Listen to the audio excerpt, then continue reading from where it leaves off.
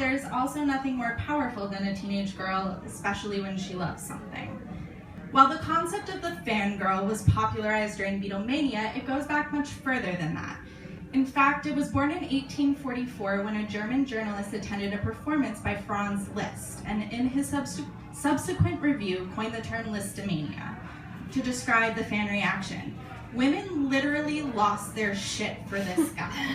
And I can't say I don't blame them, because according to the portrait on his Wikipedia page, he was the Harry Styles of classical composers. The dude was a certified babe. The ladies of Europe would swarm him in the streets. They would cry hysterically when he came on stage. They would pray he would snap a piano string so they could make it into a bracelet, because those poor women didn't have Etsy yet. One woman even picked up one of his discarded cigar butts from a gutter and wore it around her neck in a diamond-encrusted locket. A cigar butt from the gutter.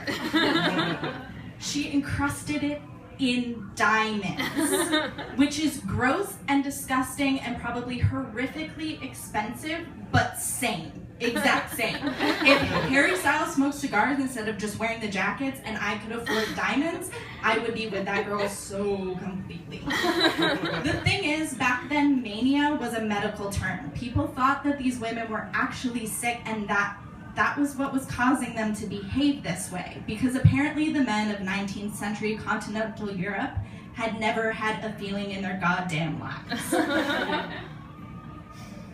The passion these women felt for Liszt was cast off as a medical condition that would either pass or eventually overcome them with, I don't know, the vapors and send them to an early grave. But no, wrists covered in piano strings, smelling like gutter butts, this is the original R.I.P. me. It isn't called Listomania anymore, or Beatlemania, or hysteria, or anything of the kind. Now we call it fangirling. Because since the dawn of time, it has been a strictly female thing to do, to love something so completely, so fully that it manifests itself in overwhelming emotion, became synonymous with femininity, because it is, something that makes you seem weak. The word fangirl is a nasty word, a derogatory term to tear people down for being passionate, because there has never been a worse insult than comparing someone to a girl. I remember my first pop love so vividly. It's like I'm 9 years old again in Abigail Palladino's basement. It is Saturday morning and we're sitting on her couch with bated breath, wondering if S Club 7 were going to turn left or right. Because if the red convertible turned left, it meant they were headed to LA and there would be another season of their Fox Family TV show. And if they turned right, they would go back to the airport, board a plane back to London, and that was it. It would be over. They turned left and we got another season, and I was elated. That may have been the first time I have ever cried because I was happy. Which was a mistake on my part, because once I turned left in the back of that convertible, I have never stopped. I happy cry all the time. I'm crying now, probably.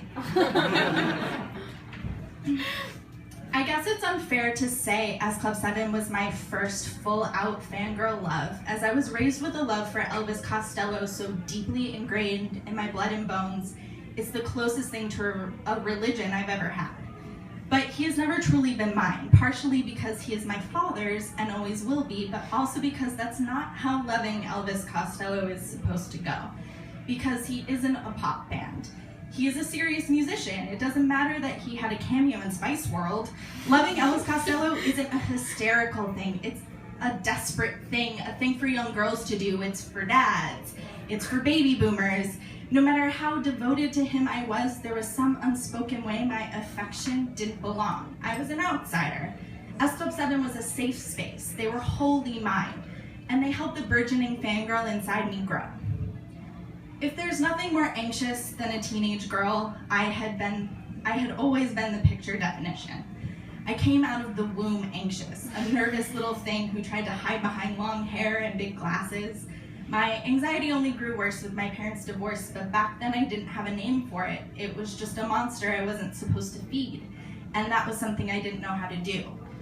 The only way I could figure out how to suppress the all-consuming weight I felt was to listen to music and to listen to it constantly.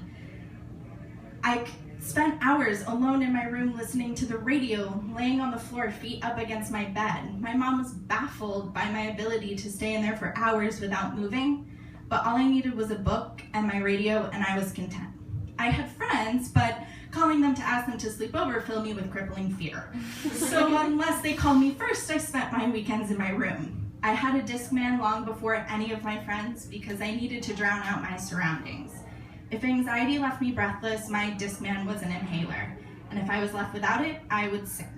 And when I ran out of songs, I would make up my own. I built walls around myself and my heart and my mind with lyrics, and I wouldn't let anyone cross them. I was a princess in a fortress of my own making. I was 15 when I discovered my next true love, a pop 4-piece from England called McFly. It was the height of my depression thanks to my father's second divorce. I started having panic attacks for the first time, at least ones I could recognize. The only thing that kept me going was the fangirl inside me. She was a force to reckon with. I threw all my energy into loving McFly. Did it so completely, there was nothing left of me for anyone else. I got so good at converting pounds into dollars from ordering shit with their faces on it, or butts, as was the case with a pen that stripped the bass player naked and tilted. Off Amazon UK, I was almost convinced I was good at math, and I'm not. I covered my walls with photos I printed out when my parents weren't home, leaving them to wonder where all the ink went. I ran a fan site on MySpace and found friends all over the world. People who loved this band as much as I did. When I would have a panic attack, or I couldn't sleep, or couldn't stop crying, I would listen to their second album on repeat, to the point where I knew every harmony, bass line, and drum beat. I wrote award-winning fanfic. I saved money to attend concerts that would never happen. I wouldn't speak to my father unless it was to tell him about the inner workings of the McFly pop kingdom. The exact month the photo was taken based off the drummer's hair. What position each single debuted on the charts. And since I was a teenage girl, I was always on edge. Because while fangirls spend a lot of time on the offense, seeking the rarest merch, unseen interviews, or ways to meet the band that wouldn't result in arrest, they spent most of their life blocking shots on goal that rip apart your dignity. Despite having a cool music taste, listening to indie bands and pop punk and gushing over new wave, it didn't matter once people found out I loved pop music. They always come for you then. On the outside, I learned to suppress my inner fangirl after growing sick and tired of being torn down by people who believe that being serious is synonymous with depth. When I was asked, I told people about my other favorite bands. McFly and all the other pop bands I loved were my secret I shared with faceless girls on the internet, fangirls like me. Once I turned 18, my love for talking to artists and getting their stories became all about sex. I didn't view it that way, but everyone else seemed to. I was sexually harassed by male artists while live on the radio, groped in photo pits, I was called a groupie. I was taken far less seriously when people realized I was Erin with an E and not Erin with an A. If I got to interview an artist I was a fan of, I had to pretend I didn't care. I walked that fine line of rehearsed boredom, as was the acceptable tone to take, because sounding too excited was unprofessional. My vocal fry was ridiculed, but the boys at the station were never told that their fillers and monotone stoner voices didn't sound good over the FM frequency. No matter what, I couldn't win. It didn't matter that bands requested to be interviewed by me because they thought I asked the best questions. It didn't matter that my show won an award. I was a young girl who liked McFly once, and I had to work that much harder to prove myself.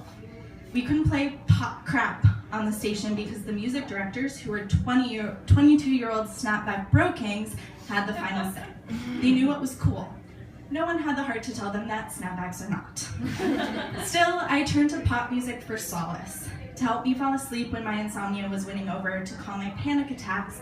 I was still too ashamed to get help for, but needed to more desperately than I needed to attend Louis Tomlinson's charity match. The biggest fight I ever got in with my college boyfriend was one cold December night just shy of midnight outside of Best Buy as I kept him company waiting in line for the new World of Warcraft game. I am pretty sure this was the only time he ever missed a raid. And it was only okay because it was to get the newest version of the game.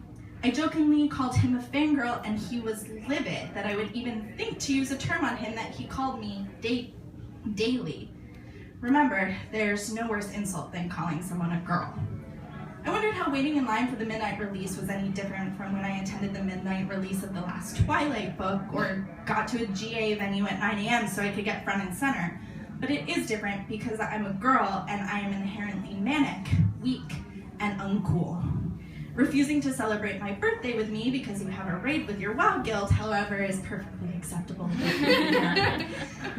Something in me snapped that night, somewhere in the middle of hour 5, freezing my ass off in a northern Colorado Best Buy parking lot like a bad serial parody. The separation I thought existed between myself and my inner fangirl vanished. I was done. I stopped being ashamed for what I enjoyed. I wiped the term guilty pleasure from my vocabulary. I stopped not posting about One Direction on my blog to keep up an aesthetic. Because fangirl was my aesthetic. It's who I am. I have absolutely no chill, and I am happy to let you know about it. I ditched my loser boyfriend, and I moved to England, and I stalked One Direction, and I cried when I got to be in a McFly music video, and I came back more confident and less anxious than ever. I started defending my inner fangirl because I decided I wanted to, deserved to, defend myself. She's a huge part of who I am, and if people are embarrassed by the fact that I'm a Louis girl and cried when Zayn left, and think that takes away my authority when I write about Arctic monkeys or perfect pussy, then they need to take as long a look in the mirror as I did that night. I totally feel that girl that wore Franz Liszt's soggy cigar butt around her neck despite the haters because I've been that girl. You can bet your ass if Dougie Pointer threw a sweaty rag in my general direction, that shit would be framed and up on the wall of my apartment. Because I realized a little late that loving something is so fucking cool and hating things is so fucking lame, and thinking someone's interests are unimportant makes me more bored than I could ever ask to behave in an interview. My screens and my can't evens and my walls plastered with cutouts from teen magazines mean exactly one thing. I know what I'm talking about. Because while there may not be anything more anxious than a teenage girl, there is nothing more powerful than someone who embraces and defends who they are and others like them. So if you need someone to discuss the influence of My Aim is True or how Red is one of the most important albums of the decade, you know where to find me. I will be at the bar checking Twitter and making sure Zayn Malik hasn't said something stupid while I've been up here.